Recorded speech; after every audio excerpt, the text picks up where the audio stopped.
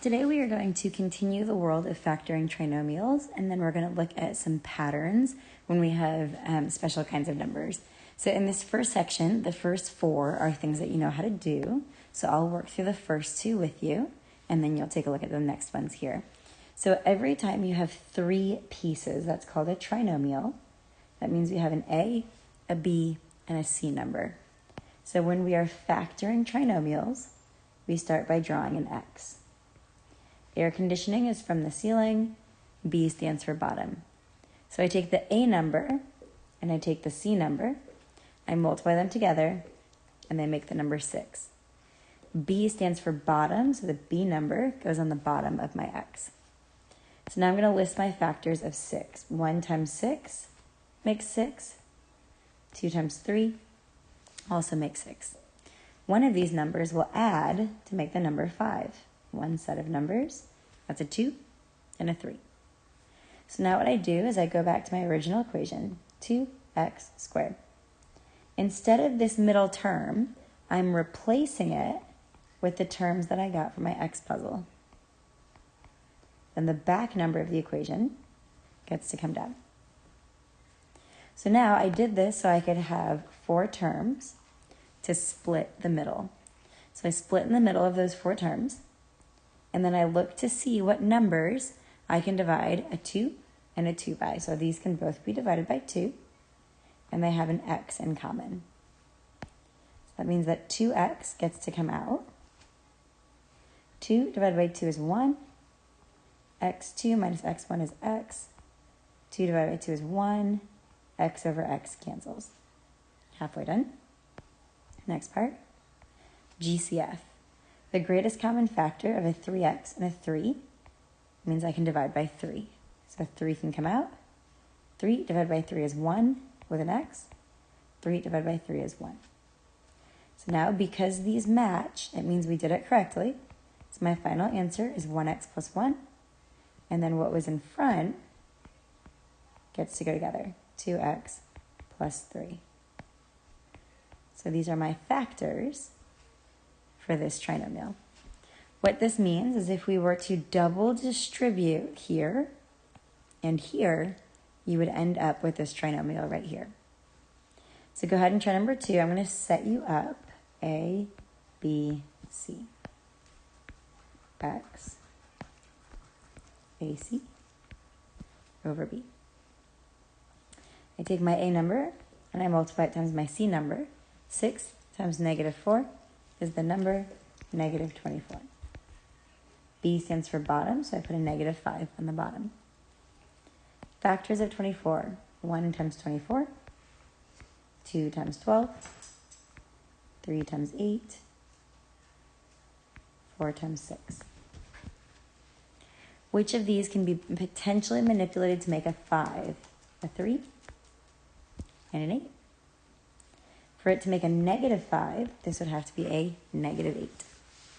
So now take those factors and replace this middle with those 2 factors, and then factor by grouping. So try number 2.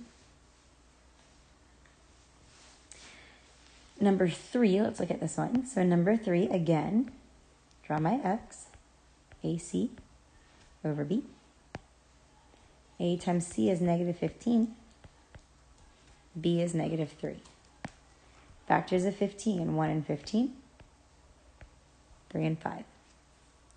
There is no number that multiplies to make 15, but adds or subtracts to make a 3. 5 minus 3 is 2, not 3. So when you do the X puzzle, if you see that there are no factors that would add to make the bottom, that means that our answer is that this thing is not factorable. It means there is not 2 factors that would work for this here. Okay? When you're ready, try number 4 on your own. If you see a trinomial, you draw an X, AC on the top, B on the bottom. Try number 4.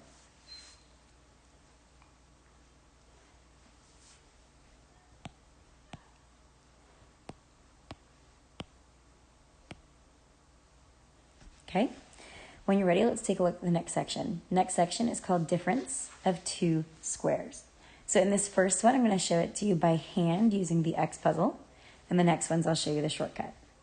So x squared minus 64 is the same as saying x squared plus 0x, because there's no x there, minus 64. It's the same.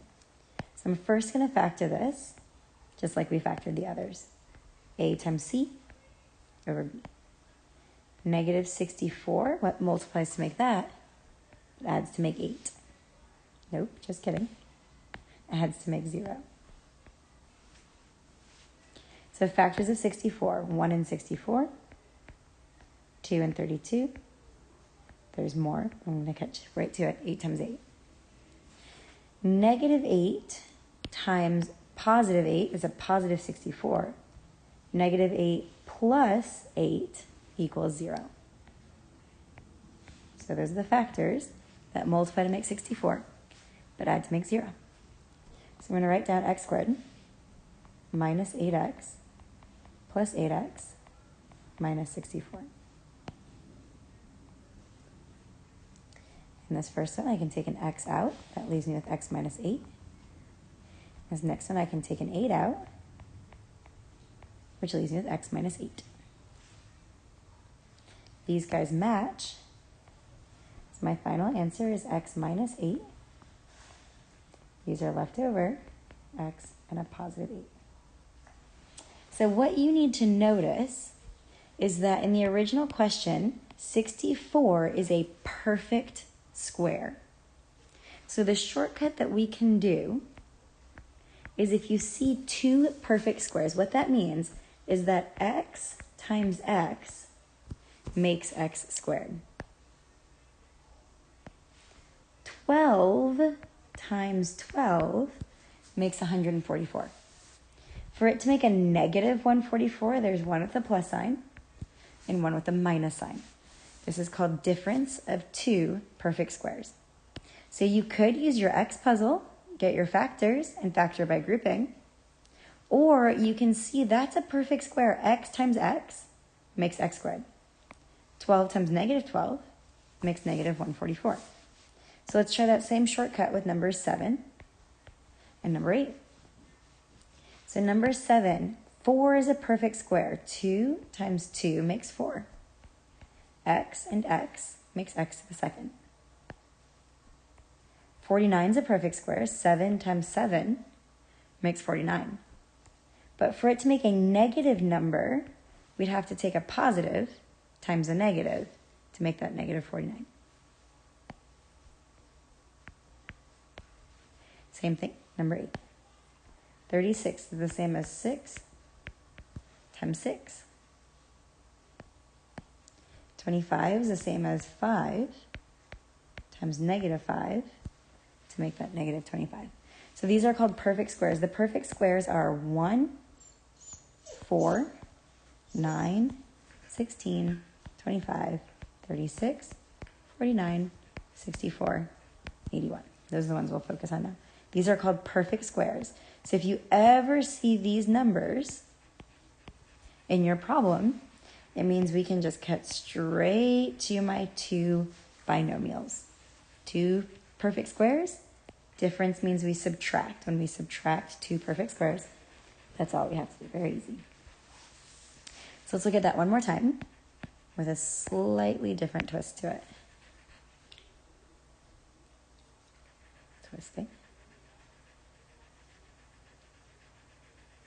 Okay, so let's look at numbers 1 through 4 on the next page. Again, we have perfect squares, but again, I'm going to show you how it works, and then I'll show you the shortcut. So to show you how it works, I'm going to start with number 4. On number 4, we have 3 terms. So I'm going to try to factor using my X method. A times C is the number 100. B is the number negative 20. What makes 100? 1 times 100, 2 times 50, 10 times 10. The ones that would multiply to make a negative 20, add to make a negative 20, Negative 10 times negative 10 is 100. Negative 10 plus negative 10 is negative 20. So I'm going to factor 100x squared minus 10x minus 10x plus 1. Factor by grouping. Draw a line down the middle. What can you divide? I could take a 10 and an x out. What's left? 10x minus 1.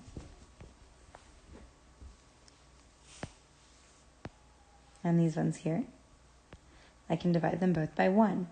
Have to take the sign in the front, or else it doesn't work. Negative 10 divided by negative 1 is 10 with an x. 1 divided by negative 1 is negative 1. So my answer here is 10x minus 1. And then another 10x minus 1. Because these matched, so I put those in front. And then the front numbers were also 10x minus 1. So when I have two of the same binomial, that's the same as just saying 10x minus 1 to the second power. Because there's two of them. So that's all you have to do there. So the shortcut that we could have done is if you see that the front number is a perfect square. Well, 100 is the same as 10 times 10.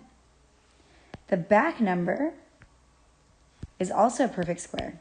1 times 1 is the number 1.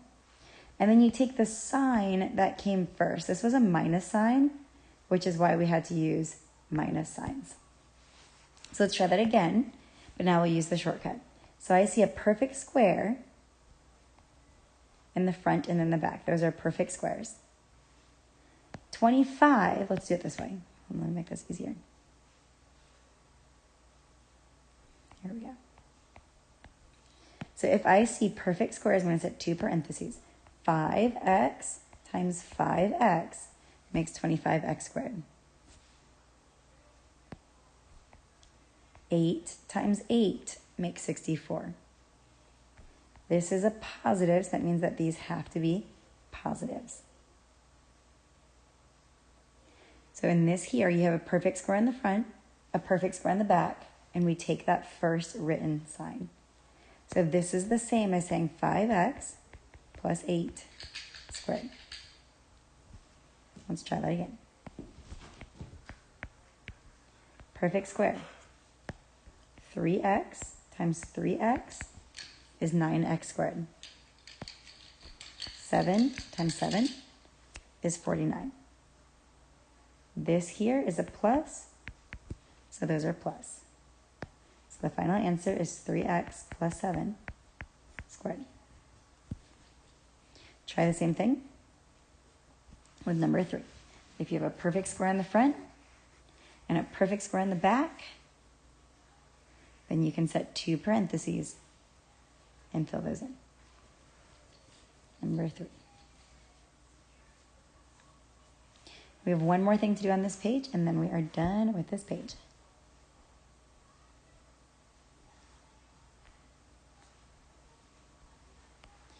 Okay, so the last piece of factoring that we have to learn is something called factor completely.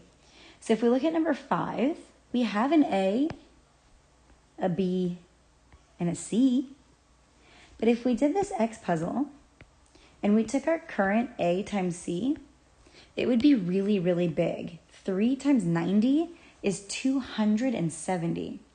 I don't want to write the factors of 270. So what we do is we have to take out what's called a greatest common factor first. I can divide all of these numbers by 3. So I'm going to take out a 3. What's left over? 3 divided by 3 is just 1, x squared. Negative 39 divided by 3 is negative 13x. 90 divided by 3 is plus 30. So I can factor this now because I removed this 3. So now I have an A, a B, and a C that are much easier. So A times C is 30, B is negative 13. 3 times 10 multiplies to make 30. But negative 3 and negative 10 add to make negative 13. So that leaves me with 1x squared. You know how to factor by grouping now. Minus 3x minus 10x plus 30. I can take an x out.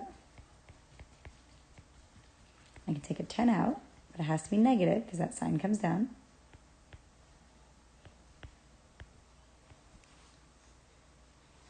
So my final answer here, these match. Put it over here. So x minus 3 is what matched. X minus 10 is what hung out in the front. And then this very original 3 that we took out just has to be written right in front. So it's still factoring like we've been factoring all of them. But in the very first step, we take out what's called the greatest common factor. What can I divide all those by? I can divide them all by 3. So try 6, 7, and 8. You're going to divide them all by the number that they have in common. And then you'll factor once it becomes a little bit smaller. So try those next 3.